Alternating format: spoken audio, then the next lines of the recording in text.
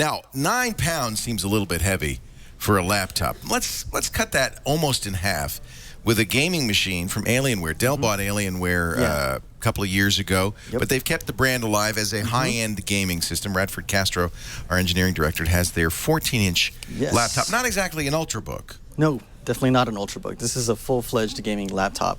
Only thing is that this is at 14 inches versus like the 17 inches. It's a real small screen for a lap gaming. Yeah, it still runs 1080p, you know, so you're 1920 by 1080 or 1020. And, you know, speed-wise, it's fast. But here, I just want to point out some stuff. I mean, that's kind of funny and cool at the same time. I have to point this out. This is pretty hilarious. You can actually change the lights on this thing. So you can actually choose the light on your mouse pad. The trackpad. Tilt your head a little bit because we can't see it. Right, the trackpad's lit up. Yeah. It's glowing. And you could change it to a color. You could even have it pulsing. What? Yeah. Here's the other part, too. You can actually change the lights individually. So you can actually change a light over here on the front. You can have it pulsing. You can select that it's, you know, yellow. And then once you point it, you can actually morph the colors or have it pulse.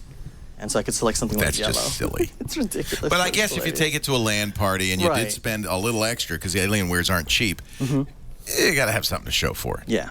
Some fancy trim. Yes. How is it, though, as a computer? So as a computer, I mean, it does all the normal stuff that you expect. The only thing that is probably not as normal is it's running Windows 7. So, you know, everything's running Windows 8.1. Is that a disadvantage for gaming or an advantage? No, not so much, because it's more of the same thing, right? Because you can still run the same thing on 8. So on 7, you're just going with the start menu. You're going to be running Steam on this thing anyway. So that's a good point. So it doesn't really matter, does it? Yeah. So the operating system kind of gets out of the way. Yeah. So the only thing now I could probably show you that's probably really important is the games. What does it look like? How does it perform? 1080p at a 14-inch screen is a very high dots per inch. Very high. Here's something. This is a game called Company of Heroes. It's an RTS. Do you find it annoying how bright that Alienware is? It almost looks like it's part of the game. Yeah, it kind of gets in the way. I don't want to see their branding. I'd cover that up. But this is pretty much how. This is Company of Heroes, and you can see that performance-wise, when this is running about medium to high settings on the game.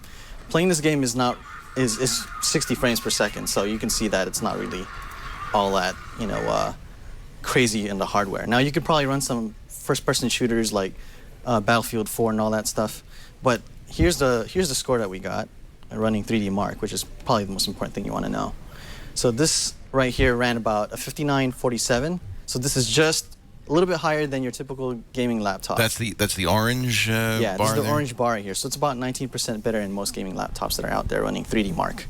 And so that's really pretty good, considering all that's in here. Now, I haven't really got a chance to talk about the specs, so I'm just going to run through it real quick. Okay. This has an i7. This has 3 USB 3.0 ports. It has this weird, it has a feeder. It doesn't have like a drive where you can actually pop the drive out. It's a feeding drive where you, like, have to show this. This is hilarious. What do you mean, a feeder? Like, this actually has a slot drive. Oh. So you actually... I haven't seen those in a while. Yeah, I haven't seen those in a while either. So you have to eject it through, you know... software. Through software, yeah. But for the most part, this laptop, it can run pretty much most games that you'd expect to run on it. Now, is it dedicated graphics or motherboard, you know, Iris graphics? What this is GeForce. It's 765. It's GTX 765. Yes, okay. 765. And it runs really well. I mean, I'm just going to go back to this game again. And hopefully I could show some more demos on some of the stuff here. You probably... Let me see if I can do some more zooming in here. But yeah, this is just a bunch of units moving around. Let's see if I could target something here. Yeah, so you can see that. It's really not so... This isn't a super challenging game, yeah, it's not so challenging game in terms of like pushing its performance. But in terms of running 3D Mark and all the other first-person shooters that you see... Benchmarks are good. Yeah, the benchmarks are good. I'd expect that from Alienware. Now, here's the question. You clearly play a price for that yellow Alienware, or blue or green or red, whatever color you want to make that logo.